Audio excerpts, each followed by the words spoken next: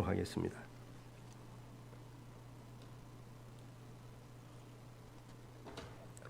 오늘 제목이 맥주절을 지킵시다 하는 제목입니다. 한 가지를 더 덧붙인다면은 맥주절을 더욱 감사하며 하나님 앞에 지킵시다. 항상 우리가 하나님 앞에 감사하며 살아가는 사람들입니다만은 더욱더 오늘은 맥주절을 우리가 지키면서 하나님 앞에 더욱 감사하기로 또 결단하는 이런 시간이 되기를 원합니다.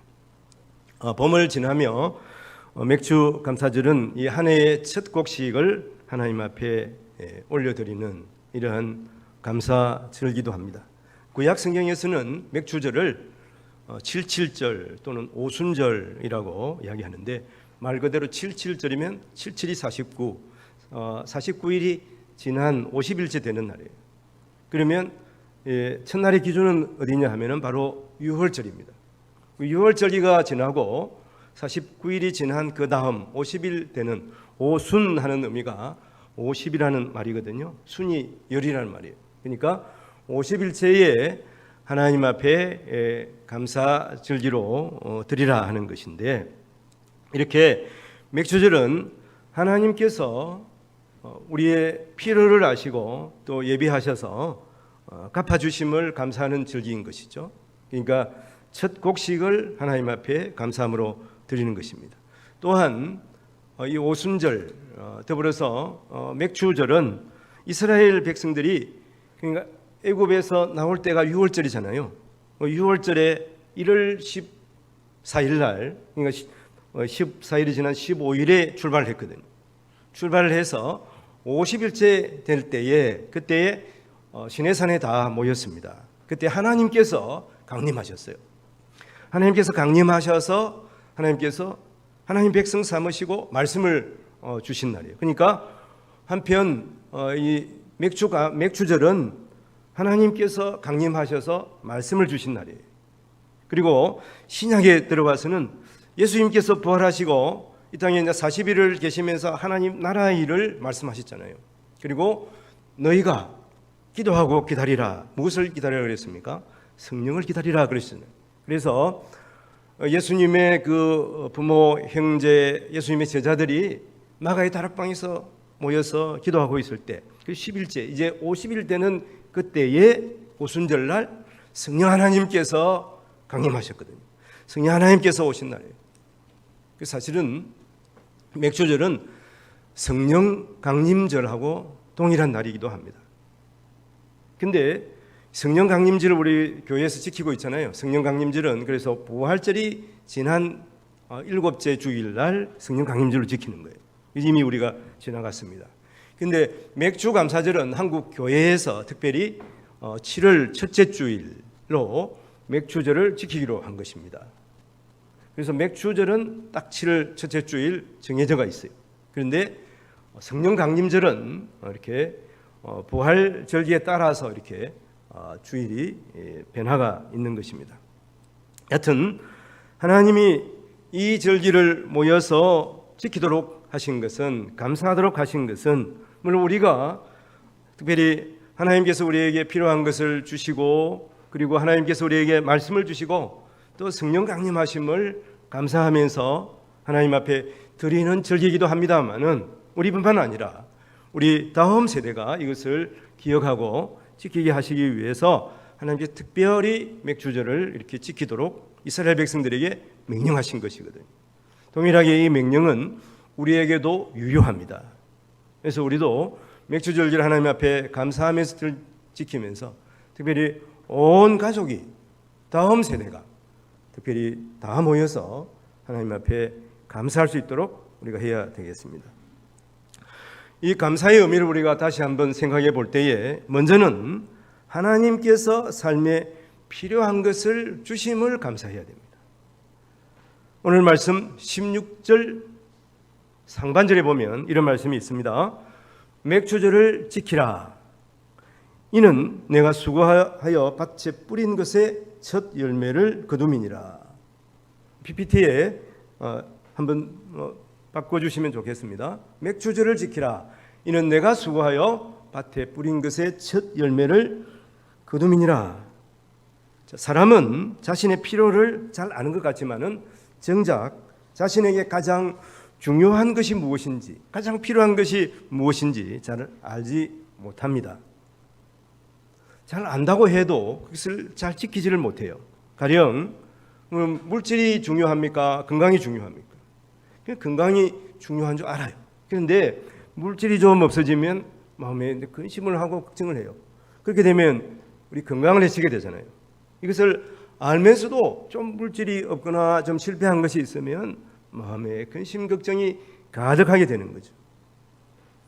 그래서 특별히 또 우리가 생각해 볼 때 잠깐 잃어버리거나 또 빼앗긴 것이 있을 때 더욱더 우리가 그것 때문에 분노하기도 하는 것이죠. 그리고 그러므로 말미암아서 우리가 가장 중요한 것을 지키지 못하는 경우가 우리 삶에 발생하는 거예요. 전에 섬기던 교회 자매가 전화가 왔어요. 저한테 전화 온 것이 아니라 먼저 와이프한테 전화가 와가지고 목사님하고 상담을 좀 했으면 좋겠다, 이렇게 연락이 왔습니다. 우리 성도님도 좀 저한테 전화를 해서 상담을 좀 했으면 좋겠어요. 몸이 아프다든지 힘들면은 목사님하고 상의를 해야지. 먼저 상의를 하고 목사님 기도해 주는 이것이 또 복이잖아요. 근데 그렇게 안 하는 게 저는 안타깝더라고요. 하나님께서도 그것을 원하시고, 그래서 여러분 담임 목사가 왜 있습니까? 좀 상담을 하시면 좋겠어요. 물론 평안하면은 괜찮은데 평안하지 않으면, 힘든 일이 있으면 너무 거기에 대해 부담 가지 마시고 좀 상담을 신청하세요. 그 자매의 그 상담 내용이 뭐냐 하면은 자기가 사귀고 있는 남자가 있는데 아무래도 사기꾼 같다는 거예요. 자꾸 돈을 빌려달라 그러고 하여튼 그런다는 겁니다. 그래서 자기 머리로 생각하니까 이 남자가 사기꾼이 분명한데, 근데 내 감성은 자꾸 그 남자에게 쏠리고 있는, 그 남자를 의지하려고 하는 거예요. 그래서 저기 어떻게 했으면 좋겠습니까? 그런 상담 내용이에요. 그래서 자기가 알면서도, 이 남자가 사기꾼인 줄 알면서도 자꾸 감정은 그쪽으로 가는 거예요. 그래서 하여튼 저는 목사니까 너무 사람을 믿지 말라. 그리고 하나님을 더 의지하고 또 하나님을 분명하게 믿어라. 그 자매가 사실은 마음이 약하거든. 믿음이 별로 없는 것을 제가 봐요. 그래서 이번 기회에 더 하나님을 잘 믿는 그런 신앙이 되도록 그렇게 당부를 하고 기도를 했습니다. 우리도 그래요. 여러분 건강하려면은 운동을 하고 탄수화물을 줄여야 하잖아요. 근데 건강하기 위해서 운동을 해야 되는데도 이 운동하기를 싫어하는 거예요. 그래서 운동을 잘 안 하고 탄수화물을 줄여야 되는데도 불구하고 먹기에 편리하니까 어떻게 합니까? 그냥 빵을 그냥 먹고 저녁 되면은 간식으로 또 치킨을 먹고, 이렇게 되면 어떻게 되겠어요? 결국은 건강을 해치게 돼요. 알면서도 중요한 것은 실천을 안 하는 거예요. 가장 우리가 알아야 하는 것은 하나님 말씀이고 성경이잖아요. 그래서 우리가 이 하나님의 말씀을 아는 것, 이것이 너무나 중요합니다. 그리고 아는 것만큼 또 중요한 것은 그 말씀을 알았으면 하나님 말씀대로 순종하는 거예요. 실천하는 것입니다. 다른 게 아니라 하나님 말씀에 순종할 때 하나님께서는 우리에게 복을 주시는 것이 분명합니다. 복 받는 것이 당연한 거예요. 하나님께 우리가 순종할 때 하나님께서 우리에게 너무나 좋은 것을 하나님께서 우리에게 주시는 거예요. 가장 좋은 것은 하늘로부터, 하나님께로부터 우리에게 내려오는 것들입니다. 오늘 말씀 가운데 보면 출애굽기 13장 15절에 너는 무교병의 절기를 지키라. 내가 네게 명령한 대로 아비벌의 정한 때에 이래 동안 무교병을 먹을지니 이는 그 달에 내가 애굽에서 나왔습니다. 빈손으로 내 앞에 나오지 말지니라, 이렇게 되어 있습니다. 이 말씀은 이스라엘 백성들이 처음 지키는 그 절기, 바로 6월절에 대한 말씀이에요. 그래서 무교병을 먹으라, 이렇게 말씀합니다. 이 무교병은 맛이 없습니다. 누룩이 없거든요. 그러니까 먹기도 쉽지가 않아요. 힘들어요. 딱딱하거든요. 그러나 이 절기를 지키면서 무교병을 먹으라고 하는 것은 이스라엘 백성들이 애굽에서 나올 때 이 무교병을 가지고 나왔어요. 무교병을 먹었습니다. 그리고 하나님께서 만나를 주실 때까지 이 무교병을 먹지 않았겠습니까? 그래서 그것을 한번 그 이스라엘 자기 조상들이 이렇게 급하게 하나님의 말씀에 따라서 순종하며 나왔을 때 이 무교병을 먹은 것을 생각하면서 기억하면서 이렇게 실습해보라, 이런 의미를 가지고 있는 것이죠. 이것을 먹으라고 하는 것, 우리는 그거 싫을 수도 있어요. 물론 이것이 성찬 예식하고 연관이 있습니다만은 그것을 하나님께서 먹으라고 하시는 것은 우리의 생각대로 하는 것이 아니라 하나님의 말씀대로 순종하라고 하시는 것이죠. 순종 훈련인 것입니다. 하나님께서 아브라함에게 말씀하시기를 네 독자 이삭을 번제로 드리라 말씀하셨잖아요. 이 하나님의 명령이 떨어지자 아브라함은 어떻게 했습니까? 창세기 22장 3절에 보면 아브라함이 아침에 일찍이 일어나 나귀의 안장을 지우고 그리고 종과 그의 아들을 데리고 이제 번제를 드리기 위해서 그 쓸 나무를 쪼개어 가지고 떠나 하나님이 자기에게 일러주신 곳으로 가더니, 이렇게 말씀하고 있어요.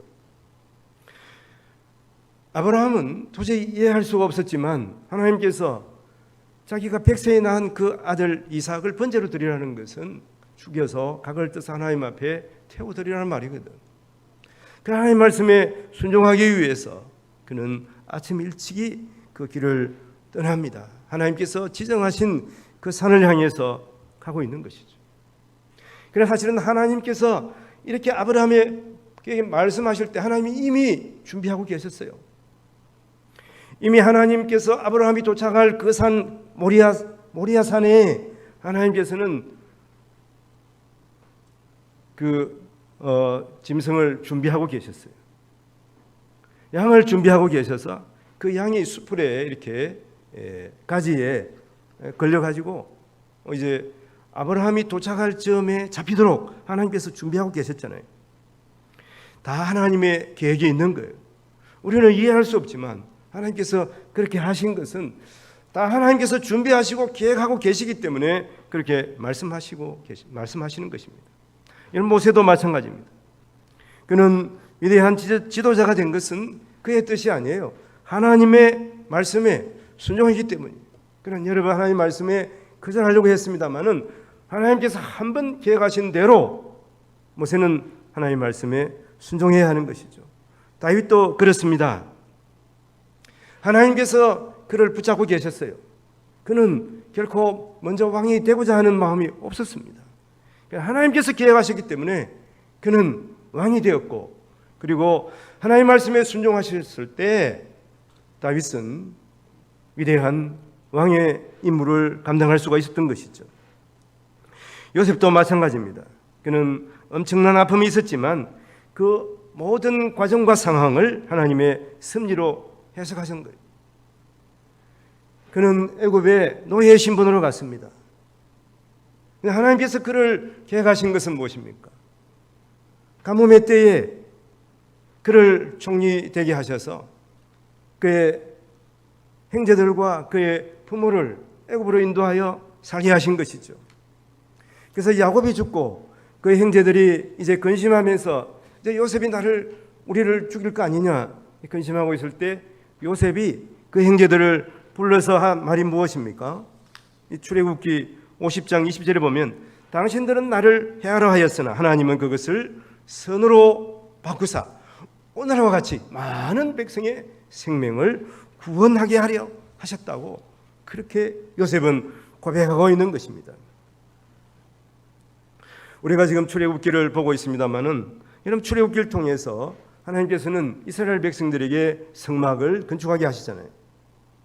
이스라엘 백성들은 이 성막을 건축하기 위해서 하나님 앞에 수많은 금과 은과 동과 그리고 많은 직물들을 하나님 앞에 드렸습니다. 모세는 기술자들을 불러서 이것을 하나님께서 말씀하신 식양대로 만드는 거예요. 하나님께서는 분명하게 말씀하셨어요. 어떤 것은 금으로 만들어라, 어떤 것은 구리로, 동으로, 녹으로, 노수로 만들어라 말씀하셨죠. 어떤 것은 자색, 또 홍색, 그리고 배실로 그것을 짜서 만들어라. 어떤 것은 해달의 가죽으로 그것을 덮어라 말씀하셨어요. 근데 한번 생각해 보십시오. 여러분, 금이 많을 수도 있어요. 또 노시 모자랄 수도 있었어요. 그러나 하나님께서 말씀하신 그 양식대로, 하나님께서 그 말씀하신 재료대로 성막을 그대로 만드는 거예요. 금이 많다고 해서 노수로 만들어야 될 것을 금으로 만들지 않았습니다. 더 이쁘고 아름답다고 해서 그것을 자색, 홍색, 좋은 금실로 다 만들지 않았어요.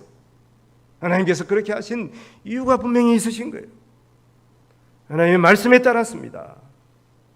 하나님께서 우리에게 말씀을 주신 것은 하나님의 말씀대로 살아가라고 하시는 거예요. 그렇게 살면 하나님께서 너희에게 복을 주시리라 하는 거예요. 내 생각이 있어요. 그러나 하나님의 생각이 더 위대한 생각이에요. 하나님의 생각이 더 좋은 생각이에요. 그때는 내 생각을 내려놓고 하나님의 말씀에 순종해야 되는, 이것이 복을 받는 비결입니다. 하나님께서 우리의 필요를 아십니다. 우리의 미래를 아세요. 그래서 오늘 맥주 감사절 첫 번째 우리가 감사해야 할 것은 하나님께서 우리의 필요를 다 아시고 주시기 때문에 순종하며 나아가겠습니다. 필요에 따라서 다 주시는 하나님 앞에 감사하며 하나님의 말씀대로 살아가기로 결단하는 우리 성도들이 되시기를 바랍니다. 또한 하나님께서는 우리에게 말씀을 주시기 위해서 우리 찾아오셨어요. 그리고 우리와 동행하시는 하나님이신 거예요. 출애굽기 19장 1절에 보면 이스라엘 자손이 애굽 땅을 떠난 지 3개월이 되던 날 그들이 시내 강야에 이르니라. 1월 15일 날 출발해가지고 이제 3개월이 되던 때라는 말은 3월이 됐다는 말이에요. 3월이 되어가지고 시내 강야, 이제 시내산 밑에 도착했다는 말입니다. 하나님은 모세를 통해서 백성들에게 하나님의 말씀을 준비하도록 받을 준비를 하라고 말씀하시는데 19장 11절에 그래요. 준비하게 하여서 셋째 날에 기다리리 하시고 나서 그 셋째 날에 나 여호와가 온 백성의 목전에서 시내산에 강림할 것이다. 이렇게 말씀하셨어요. 그 말씀하신 대로 16절에 보면 이런 말씀이 있습니다. 셋째 날 아침에 우레와 번개와 빽빽한 구름이 산에 있고 나팔 소리가 매우 크게 들리니 진중에 있는 모든 백성이 다 떨더라. 그러니까 하나님께서 빽빽한 구름 사이에 나팔 소리가 크게 들리면서 하나님께서 이제 강림하신 것입니다. 하나님께서 강림하셔서 그들에게 십계명과 규례를 주시고 절기를 지키도록 하신 거예요. 그래서 출애굽기 이 19장 다음에 20장이 십계명에 대한 말씀이고 21장, 22장이 각종 규례에 대한 말씀. 그리고 출애굽기 23장에 들어와서 하나님께서 이제 너희들이 이 모든 규례를 지키고 그리고 하나님 앞에 절기를 지키라 하는 거예요. 하나님 앞에 예배하는 백성임을 말씀하고 있는, 하나님 앞에 감사하는 백성이라는 것이죠. 그러나 이스라엘 백성들은 어떻게 합니까? 모세가 이 십계명 두 돌판을 받기 위해서 시내산 꼭대기 하나님을 만나러 올라가서 40일 동안 내려오지 않는 거예요. 그러자 이스라엘 백성들은 산 아래에서 근심하고 걱정하다가 모세가 죽었나 보다. 그러면서 뭘 만듭니까? 그들이 금송아지를 만드는 거예요. 금송아지를 만들어서 이 금송아지가 우리를 애굽에서 인도하여 내었다. 그러면서 절하고 금송아지에게 또 절하고 섬기면서 그들이 참 이런 일을, 우상을 섬기는 일을 하지 않습니까? 하나님께서 얼마나 진노하셨습니까? 모세는 하나님 앞에 나와서 중보기도를 합니다. 이 백성들이 큰 죄를 지었지만 하나님은 자비하시잖아요. 하나님은 긍휼이 많으시잖아요. 이 백성들을 용서해 주시옵소서. 그래서 하나님께서는 뜻을 돌이켜서 내가 너희들의 생명은 해하지 않겠다. 그러나 너희들과 함께 가지는 않겠다. 하나님께서 이렇게 말씀하세요. 너희와 단절하겠다는 거예요. 너희를 내 백성으로 여기지 않겠다. 하나님께서 이렇게 말씀하시잖아요. 그러자 이스라엘 백성들은 그때서 깨닫는 거예요. 아, 하나님이 우리와 함께 하시면 우리는 사는 것보다 차라리 죽는 것이 더 낫지 않겠느냐. 그래서 슬퍼하면서 다시 한번 모세가 하나님 앞에 나와서 기도하는 거예요. 하나님, 우리와 동행하여 주옵소서. 하나님의 영광을 보여주시옵소서. 하나님이 우리와 동행하지 않으면, 우리가 하나님의 백성이 아니라면 우리가 가나안에 들어간들, 거기서 잘 살게 된들, 즉각 꿀이 흐른들, 그게 무슨 소용입니까? 하나님, 우리와 동행하여 주시옵소서. 그래서 하나님께서는 다시 모세의 중보기도를 들으시고 이스라엘 백성들과 동행하기로 하나님께서 작정하십니다. 그래서 말씀을 보면 33장 14절에 보면 여호와께서 이르시되 내가 친히 가리라, 내가 너를 쉬게 하리라, 이렇게 말씀하시는 거예요. 친히 가리라, 너희와 함께 가겠다는 거예요. 가나안 땅에. 하나님, 우리가 우상의 잔재들을 다 떼어내고 이제 하나님의 백성이 되어서 살아가기를 원하는 거예요. 내가 너희와 함께 가지만 너희의 몸에서 너희의 장신구를 떼어내라고 말씀합니다. 그 장신구를 떼어내라는 말씀은 이스라엘 백성들이 금송아지를 만들 때 뭘로 만듭니까? 자기 몸에 금 귀고리를 다 떼어가지고 이제 아론에게 줘가지고 아론이 그것을 구워서 만든 것이 금송아지거든요. 하나님께서 너희의 몸에 이 우상의 잔재들을 다 없애라고 말씀하신 거예요. 이것은 동일하게 우리의 가정과 교회 공동체가 하나 되어서 하나님 앞에 영광 돌려야 할 것을 말씀하고 있는 것이죠. 너희 모두가, 온 백성이 너희의 몸에서 장신구를 떼어내라. 그 우상을 섬기고자 하는 이러한 마음을 아예 없애라 하는 것이죠. 우리도 마찬가지입니다. 오늘 서두에서 말씀드린 것과 같이 우리가 하나님을 잘 섬기고 하나님 앞에 영광을 돌려야 돼요. 절기를 기억하고 그리고 하나님 앞에 감사해야 됩니다만은 그것이 나만 그래서는 안 돼요. 우리의 가족, 이 교회 공동체 전체가 하나님 앞에 바로 서야 하는, 함께 하나님 앞에 영광을 돌리라고 하는 것입니다. 우리의 가족, 우리의 친척, 여러분 그들에게 복음을 전해야 할 사명을 하나님께서 동일하게 우리에게 주신 거예요. 코스타 강사인 박종희 씨가 강의를 한번 재작년인가요? 서문화교회에 와가지고 키가 조그마해요. 그리고 강원도 산골에서 사셨대.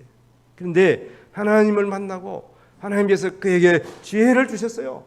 그래서 그가 이제 코스타 강사가 되어서 온 세계에 다니면서 청소년들을 깨우고 있었어요. 여러분, 사람들은 편부모 가정에서 자란 아이들이 참 더 힘들고 잘못되기가 쉽다고 그러잖아요. 그런데 그것이 잘못된 것이라는 거예요. 그러면서 그가 하는 말이 이렇습니다. 그 가운데는 더 미리 철이 들고 또 착실하고 더 노력해서 더 훌륭한 사람들이 되는 경우가 많다고 하는 거예요. 그런데 그러면 그것이 어디에 갈리는가? 어디에서 갈리는가 하면 그것이 부모가 안 계신, 특히 편부모 가정에서 혼자서 이렇게 자라는 그 학생들도 좋은 스승을 만나면은 더 그 영향을 받아서 어떻게 보면 부모와 함께 이렇게 편안하게 사는 그런 자녀들보다 더 훌륭한 사람이 된다는 거예요. 그래서 이 어떤 사람을 만나는가, 사람이 중요합니다. 근데 가만히 생각해 보세요. 우리는 누구를 만났습니까? 하나님을 만났잖아요. 물론 좋은 부모, 좋은 스승 만나는 것이 좋죠. 그렇지만 부모도 사람이에요. 스승도 그렇습니다. 근데 만일 우리가 하나님을 만나게 되면, 하나님을 진정으로 인격적으로 만나게 되면 그 사람은 변화합니다. 하나님의 말씀을 통해서 새롭게 되는 거예요. 이것이 중요한 거예요. 그래서 이 자리에 나온 부모들도 마찬가지고 스승들도 마찬가지고, 여러분 자녀들 그리고 제자들을 어떻게 키워야 되겠습니까?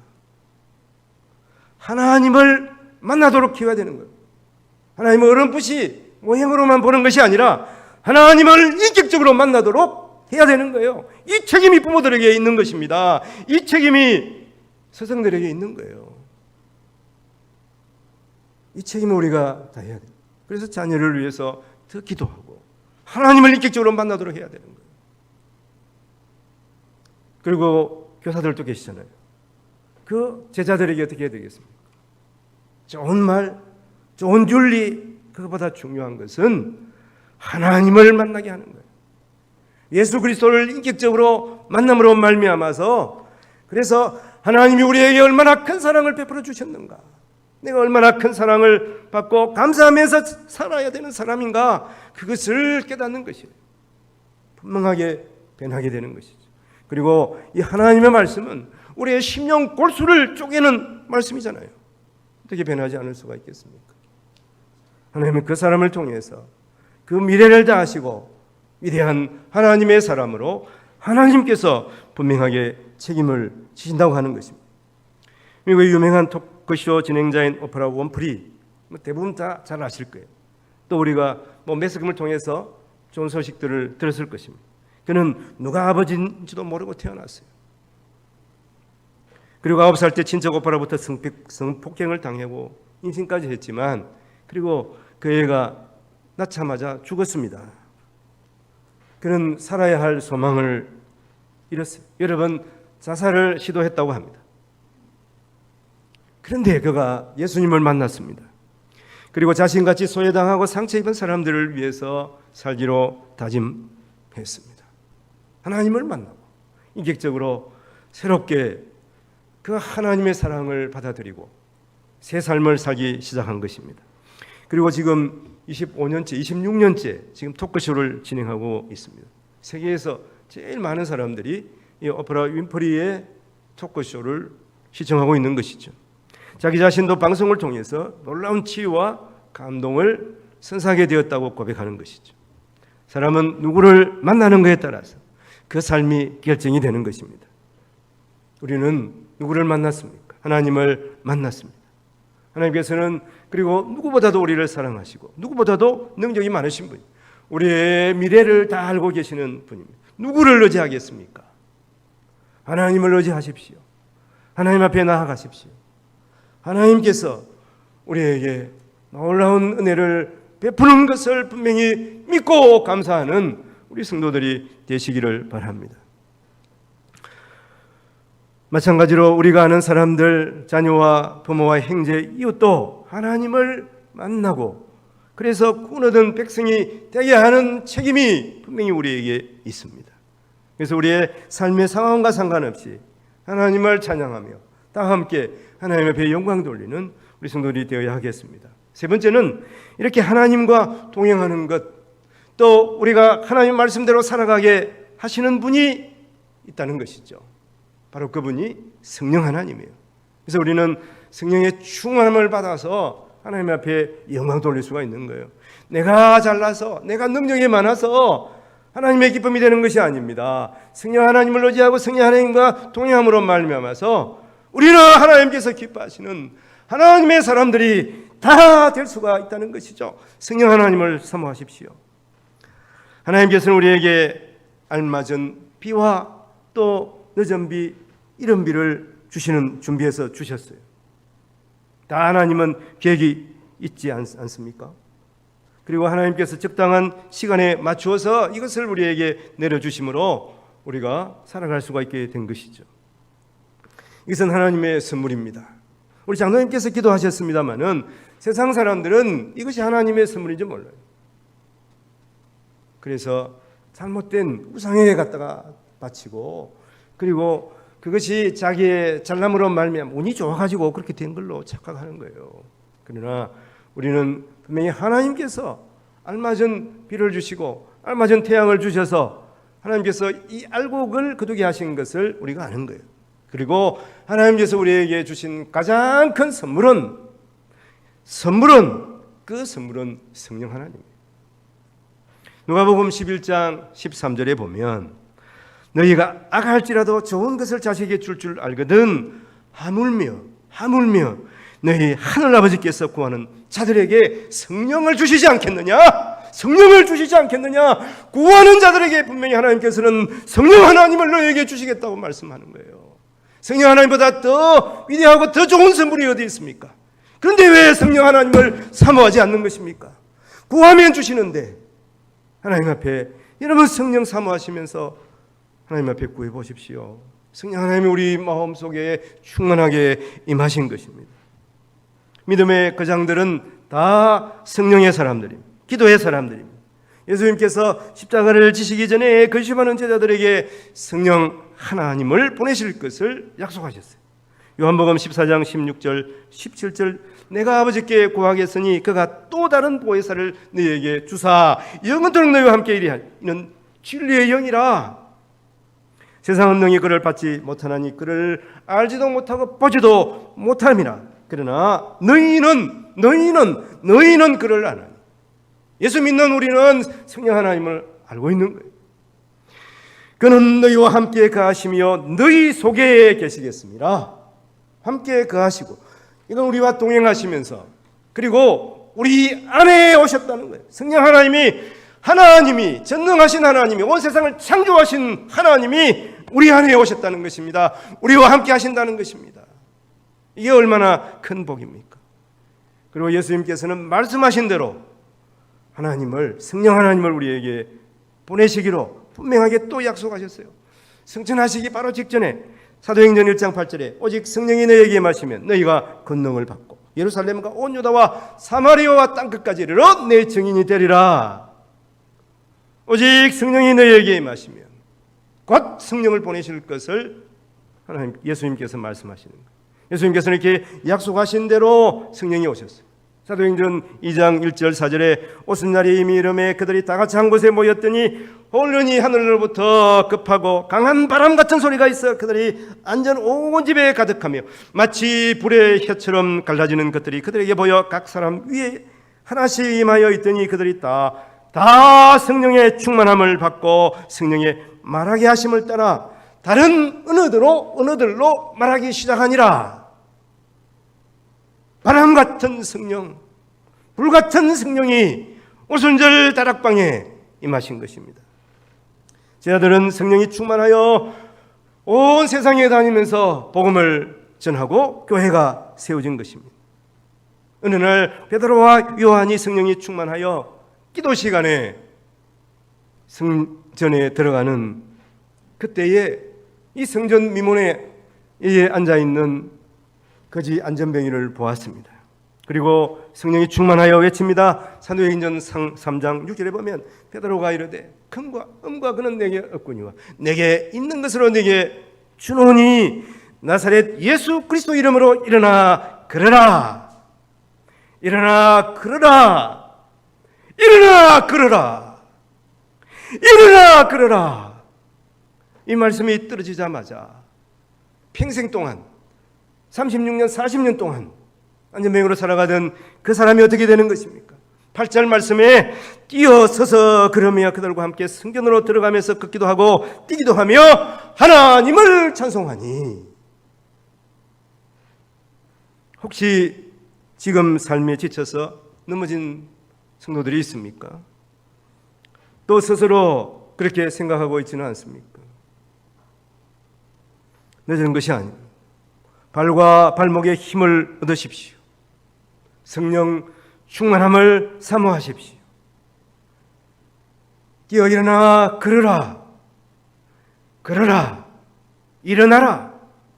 우리의 육신뿐만 아니라 우리 영혼의 모든 것은 성령 하나님을 의지하며 나아갈 때 이 하나님께서 우리에게 주신 음성, 베드로와 요한을 통해서 주신 음성이 우리 이에 들리는 순간 우리는 일어날 수 있는 거예요. 일어나서 뛸 수가 있는 거예요. 하나님을 찬양하게 되는 것입니다. 이제 우리에게 이 복음이 전해지고 하나님께서 우리가 성령 충만함으로 세상 끝날까지, 세상 끝까지 가서 복음을 전하시려고 하시는 거예요. 우리 교회의 표가 보시는 대로 성령 충만으로 예수 증인되는 교회가 되는 것입니다. 우리 성도들, 우리 모두에게 이 사명이 있습니다. 결론적으로 말씀을 드리겠습니다. 주님이 명령하시고 제자들이 감당한 이 고귀한 사명 우리가 받았습니다.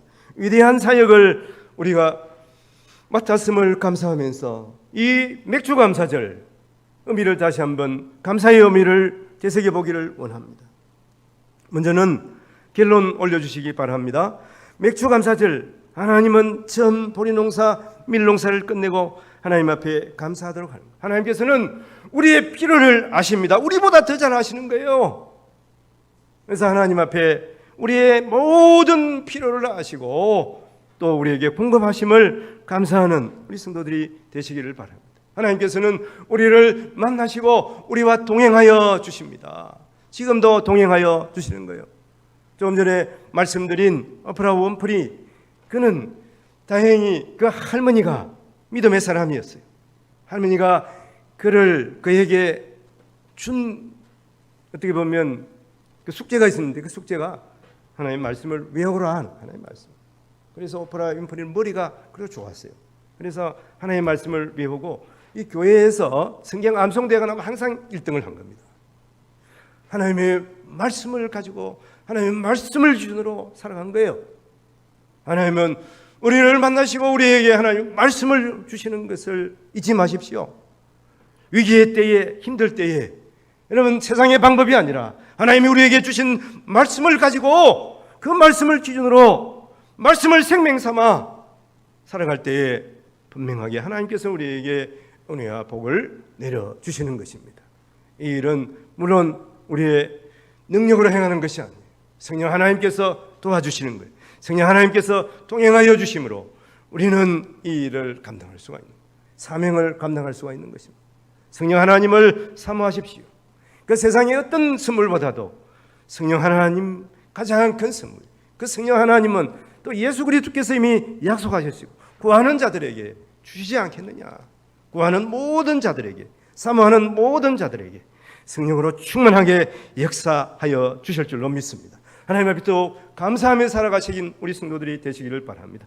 우리의 사명을 생각하면서 하나님 앞에 영광 돌리는 우리 모든 성도들의 남은 삶이 되시기를 예수 그리스도의 이름으로 간절히 축원을 드립니다. 기도하겠습니다. 이 맥주 감사절 하나님 앞에 먼저 감사하게 하심을 감사를 드립니다. 하나님께서 우리의 모든 필요를 아시고 공급하여 주십니다.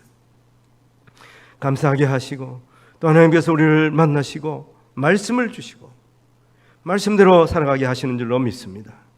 성령 하나님께서 오셔서 우리는 연약하지만 우리가 하나님 말씀대로 살아가게 하시고 우리가 잘못 생각할 때 우리로 깨닫게 하셔서 바른 길을 가게 하시는 줄로 믿습니다. 모든 성도들 성령 하나님을 사모하고 성령과 동행함으로 말미암아서 하나님께서 우리에게 맡기신 귀한 사명 복음 전하며 땅끝까지 예수 그리스도의 증인된 이 사명을 잘 감당하게 하시고 하나님 앞에 설 때에 하나님께서 복 주시며 상 주시며 칭찬하시는 우리 모두가 되게 하여 주시옵소서. 감사하고 우리를 죄에서 구원하여 주신 예수님 이름으로 기도합니다. 아멘. 우리 함께 일으셔서 495장 찬송 부릅니다.